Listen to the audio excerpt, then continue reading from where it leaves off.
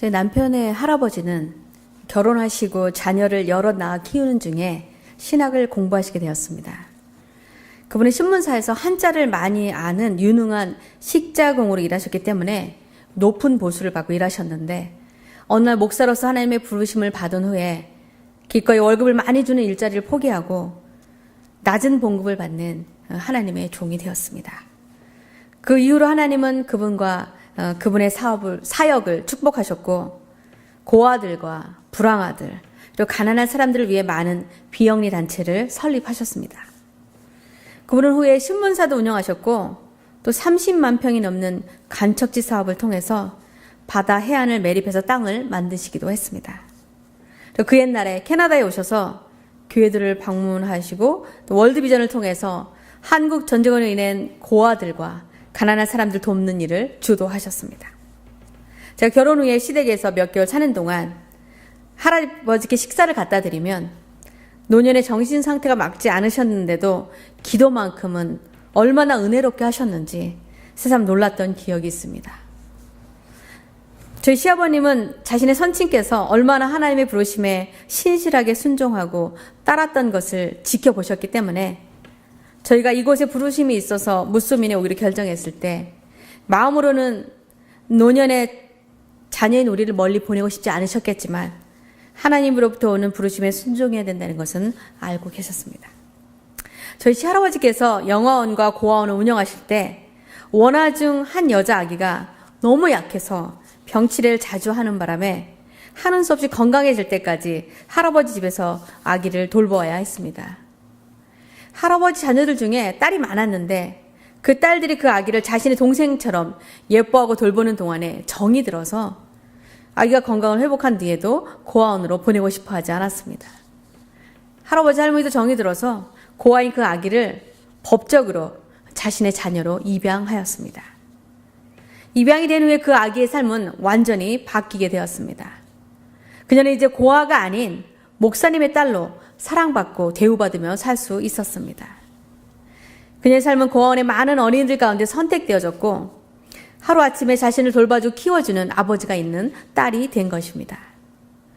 목사님이 그녀를 자기 자녀로 입양하자 그녀의 정체성은 고아에서 새 아버지의 적법한 자녀로 바뀌게 되었습니다. 그래서 그녀는 그 가족의 소중한 자녀로서 새로운 삶을 살게 되었고, 또 목사님의 딸이 되었기 때문에 그녀도 하나님을 믿는 아버지의 삶을 따라 살게 되었습니다. 오늘의 성경 본문 말씀 중 요한복음 1장 12절에서 13절에는 영접하는 자 곧 그 이름을 믿는 자들에게는 하나님의 자녀가 되는 권세를 주셨으니 이는 혈통으로나 육정으로나 사람의 뜻으로 나지 아니하고 오직 하나님께로부터 난 자들이니라 라는 말씀에서 우리가 예수님을 우리를 죄에서 구원해 주신 구세주로 믿고 받아들이면 우리가 하나님의 자녀가 되는 권리를 주신다는 것을 알 수 있습니다. 하나님의 자녀가 된다는 것은 우리가 이전과는 완전히 다른 삶을 살게 된다는 것을 의미합니다. 우리가 하나님의 자녀가 되면 우리는 그분의 자녀로서의 삶을 살아야 합니다. 먼저 우리가 하나님의 자녀가 되면 우리의 정체성이 바뀌고, 전에는 빛 대신 주님을 모르고 영적으로 어두운 가운데 살았지만 이제는 예수 그리스도의 빛 가운데서 살아야 합니다. 다시 말해 지금까지 우리는 세상의 방식대로 살았지만 이제는 주님의 방법대로 살아야 한다는 것입니다. 우리가 어디서 왔든지 간에, 우리가 누구였든지 간에 이제 우리는 하나님께서 우리를 자신의 자녀로 삼아주셨기 때문에 우리의 과거와는 다른 하나님의 자녀로서 새로운 정체성을 가지고 살아야 된다는 것입니다. 이것에 관해서 성경은 로마서 8장 15절 16절에 이렇게 말씀하십니다. 무릇 하나님의 영으로 인도함을 받은 사람은 곧 하나님의 아들이라. 너희는 다시 무서워하는 종의 영을 받지 아니하고 양자의 영을 받았으므로 우리가 아빠, 아버지라고 부르느니라. 우리가 예수님을 믿는 믿음으로 인해서 우리는 인종이나 성별이나 연령이나 사회적 지위에 관계없이 하나님의 자녀가 된다는 것입니다. 갈라디아서 3장 25절에서 28절에 너희가 다 믿음으로 말미암아 예수 그리스도 안에서 하나님의 아들이 되었으니 누구든지 그리스도와 합하기 위하여 세례를 받은 자는 그리스도로 옷 입었느니라. 너희는 유대인이나 헬라인이나 종이나 자유인이나 남자나 여자나 다 그리스도 예수 안에서 하나이니라. 너희가 그리스도의 것이면 곧 아브라함의 자손이요 약속대로 유업을 이을 자니라. 이 말씀에서 우리는 예수님을 통해서 우리의 정체성이 이제 하나님의 자녀의 신분으로 바뀌었다는 것을 알 수 있습니다.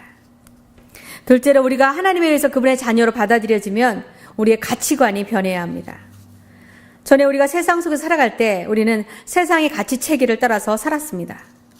우리는 우리 자신과 가족의 행복과 부와 명예 그리고 성공적인 삶을 추구하면서 살았습니다. 그러나 이제 우리가 하나님의 가족이 되면 우리의 아버지 되시는 하나님의 방법대로 살아야 합니다. 우리가 우리를 돌봐줄 부모가 없는 거리의 고아였을 때는 우리 마음대로 살아갈 수 있었지만 그러나 이제는 하나님께 입양되었으므로 하나님의 거룩한 가족의 일원으로서 따라야 할 규칙과 태도를 배워야 합니다. 에베소서 5장 8절에서 10절에 너희가 전에는 어두움이더니 이제는 주 안에서 빛이라.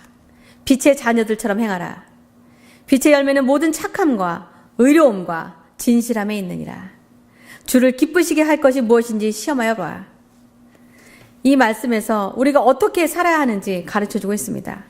과거에는 우리 자신을 위해서 살았지만 이제는 하나님을 기쁘시게 하고 하나님의 자녀로서 착하고 의롭고 진실하게 살아야 된다는 것입니다. 우리가 매일 거짓말하고 우리가 다른 사람을 속이고 그렇게 살아간다면 우리는 우리를 입양하신 하나님의 뜻대로 살아가는 것이 아닙니다. 우리는 우리 자신을 예수 믿는 사람, 즉 그리스도인이라고 부릅니다. 하나님의 아들이셨던 예수님께서 십자가에 달려 돌아가시기까지 하나님 아버지의 뜻을 이루어드린 것처럼 우리도 우리를 이 땅에 보내신 하나님의 뜻을 이루어드리는 삶을 살아야 합니다. 바울사도는 로마서 14장 7절에서 9절에 이렇게 말씀하십니다. 우리 중에 누구든지 자기를 위하여 사는 자가 없고 자기를 위하여 죽는 자도 없도다. 우리가 살아도 주를 위하여 살고 죽어도 주를 위하여 죽나니 그러므로 사나 죽으나 우리가 주의 것이로다. 이를 위하여 그리스도께서 죽었다가 다시 살아나셨으니 곧 죽은 자와 산 자의 주가 되려 하심이라. 우리가 살아도 예수를 위하여 살고 우리가 죽어도 예수를 위하여 죽는다고 사도 바울은 고백하고 있습니다. 지금까지 우리는 세상의 가치관을 가지고 우리 자신이 원하는 대로 살았지만 하나님의 자녀가 된 후에는 하나님 나라의 가치관을 가지고 그분의 뜻과 영광을 위해서 살아야 한다는 것입니다. 우리가 전에는 자기 중심적이고 나를 힘들게 하는 사람들을 미워하고 세상적인 것들에 욕심을 내고 고집스럽고 교만했지만 이제는 주님의 자녀로서 다른 이들이 나를 힘들게 해도 그들을 품고 사랑하며 또 사려있고 관대하고 또한 겸손해져야 합니다. 그래야 다른 이들이 우리가 세상에 속한 사람이 아닌 하나님의 자녀라는 것을 알게 됐기 때문에 그렇습니다. 사도 바울은 고린도 사람들에게 고린도후서 5장 15절에서 17절에 예수 그리스도를 따르는 사람으로서 새로운 삶을 살도록 이렇게 권고합니다. 그가 모든 사람을 대신하여 죽으심은 살아있는 자들로 하여금 다시는 그들 자신을 위하여 살지 않고 오직 그들을 대신하여 죽었다가 다시 살아나신 이를 위하여 살게 함이라.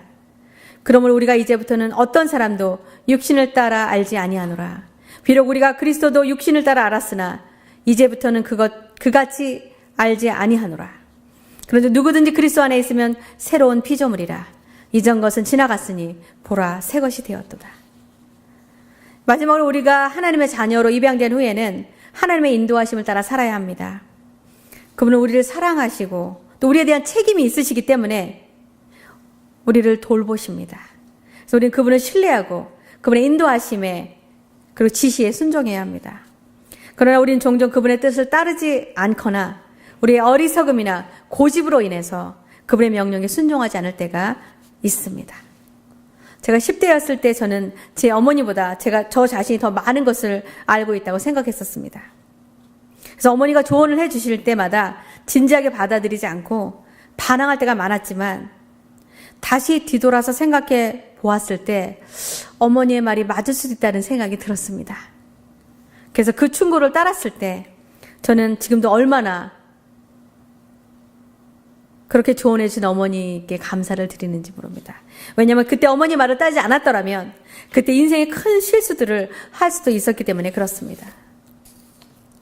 저는 어머니에게 3가지에 깊이 감사를 드립니다. 첫째는 제게 예수님이 구세주이심을 알 수 있도록 신앙의 올바른 방향을 제시해 주셨기 때문에 그렇습니다. 교회 다니는 것을 싫어하셨던 아버지의 심한 핍박에도 불구하고 저희 어머니는 신앙을 굳게 지키셨기 때문에 저는 어머니에게서 그 신앙을 배울 수 있게 되었습니다. 또 두 번째 이유는 제가 인생의 중요한 문제에 직면했을 때 올바른 조언을 해주신 것입니다. 저는 어머니의 말을 존중하고 들었기 때문에 올바른 선택을 할 수 있었습니다. 또 다른 이유는 가진 것과 배운 것이 많이 없으셨어도 어릴 적부터 아낌없는 사랑을 자녀인 저희들에게 주셨기 때문에 그분에게 감사를 드립니다. 어머니는 우리들을 양육하기 위해서 자신의 모든 것을 희생하셨고 자신이 할 수 있는 최선을 다했다는 것을 알기 때문에 감사를 드리는 것입니다. 지금도 어디를 가셔도 예수 믿으셔야 한다고 많은 사람들에게 전도하시는 그 모습을 보면서 그 어머니의 하나님을 향한 열정과 자녀인 우리를 향한 어머니의 아낌없는 사랑으로 인해서 어머니를 자랑스럽게 생각합니다. 제 인생에서 제가 배운 가장 중요한 것 중 하나는 저를 향한 기도하시는 어머니가 저를 향해서 주신 충고가 항상 옳았다는 것이었습니다. 저도 지금 저희 아이들로부터 똑같은 말을 듣고 있습니다. 엄마, 정말 엄마 말이 맞았어요. 5년 전에 해줬던 말, 1년 후에 엄마 말이 맞았다고 얘기를 했습니다. 지금까지 살면서 두고두고 제 말이 맞았다고 얘기를 하는 걸 들으면서 저는 저희 어머니 이야기를 해주었습니다. 우리의 삶과 신앙생활에서 올바른 방향을 따르는 것은 매우 중요합니다. 우리가 가야 할 방향이 맞는다면 중간에 우리가 조금 길을 이탈한다 해도 조만간 늦더라도 최종 목적지에 도착할 수는 있기 때문에 그렇습니다. 그러나 만약 우리가 가야 할 방향을 모르고 가는 경우에 완전히 잘못된 장소로 갈 수 있기 때문에 삶과 신앙에 큰 문제가 될 것입니다. 사하라 사막은 아프리카에서 가장 큰 사막으로 폭이 5,600km, 길이는 1,700km나 됩니다. 그건 전체 아프리카의 4분의 1을 차지합니다. 이 사막을 통과하여 가는 사람들은 상세한 지도보다는 나침판이 반드시 필요합니다. 올바른 방향으로 가는 것이 가장 중요하기 때문에 그렇습니다. 만약 실수로 방향을 1% 잘못 시작하여 출발하면 점점 격차가 벌어져서 나중에는 전혀 다른 곳으로 가게 되거나 길을 잃게 됩니다. 그 작은 오차는 여행을 시작할 때는 잘 알지 못할 수 있지만 시간이 지나면 그들은 목표 지점에서 멀리 떨어지기 때문에 나침판으로 방향을 자주 확인하고 나침판도 자신의 위치를 계속 수정해야 합니다. 하나님은 광야의 이스라엘 사람들을 낮에는 구름 기둥으로 밤에는 불 기둥으로 인도하셨습니다. 이스라엘 백성들은 가능한 한 빨리 약속의 땅에 가고 싶었을 것입니다. 물도 없는 메마른 광야에서 오래 있는 것보다 빨리 한 곳에서 정착하기를 원했을 것입니다. 그러나 하나님께서는 그들을 광야로 인도하셨고 약속의 땅에 들어가기 전에 모세를 통해서 미리 10계명을 주시고 하나님께 예배하는 법과 하나님의 자녀로 살아가는 법을 먼저 가르쳐 주셨습니다. 광야를 통과하는 동안 그들은 하나님의 지시를 따라서 구름이 들려 올라가면 이제 떠날 준비를 했고 구름이 멈추었으면 그곳에 장막을 쳤습니다. 밤에는 하나님께서 불기둥으로 그의 백성을 지키고 보호하셨습니다.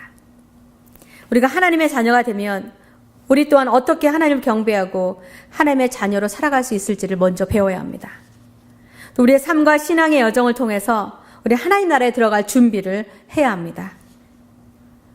하나님 나라까지 가는 길을 잃지 않고 가기 위해서는 하나님의 인도하심을 잘 따라야 하고 지금 현재 우리가 어느 위치에 있는지 우리에게 영적인 나침반이 되는 하나님의 말씀을 가지고 앞으로 나아갈 방향을 바르게 찾아가야 합니다.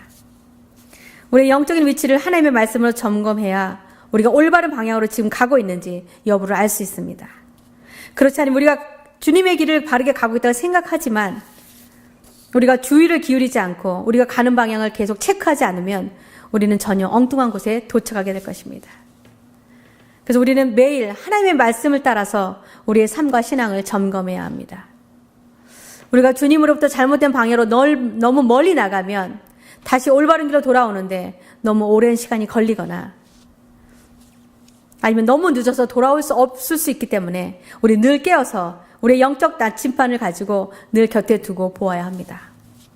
우리가 세상 속에서 고아처럼 살고 있을 때 하나님은 우리를 복음을 통해서 그분의 자녀가 되는 자리에 초대해 주셨습니다. 그리고 지금 우리는 하나님의 자녀로서 새로운 정체성을 가지고 하나님의 자녀답게 살아가야 합니다. 우리가 하나님의 자녀가 되면 우리는 예전의 세상적 관심에서 살던 삶을 하나님 나라의 새로운 관점을 가지고 살아야 합니다. 또한 우리는 하나님의 나라를 제대로 가기 위해서 우리 자신의 뜻이나 방법이 아닌 하나님이 지시하는 방향으로 가야 합니다. 우리는 우리 스스로 기독교인이라고 부릅니다. 하지만 우리가 하나님의 자녀로 살아가지 않는다면 우리는 지금 잘못된 방향으로 가고 있습니다. 그래서 우리는 우리에게 천국의 방향을 보여주는 성경 말씀으로 우리의 영적인 위치를 점검하고 또한 기도를 통해서 성령님의 인도하심을 받아야 합니다. 저는 저와 여러분이 하나님의 자녀로서 하나님의 영광을 위해서 새로운 아이덴티티를 가지고 살아가다가 천국에서 모두 다 만나게 되시기를 주님의 이름으로 축원합니다. 기도하시겠습니다.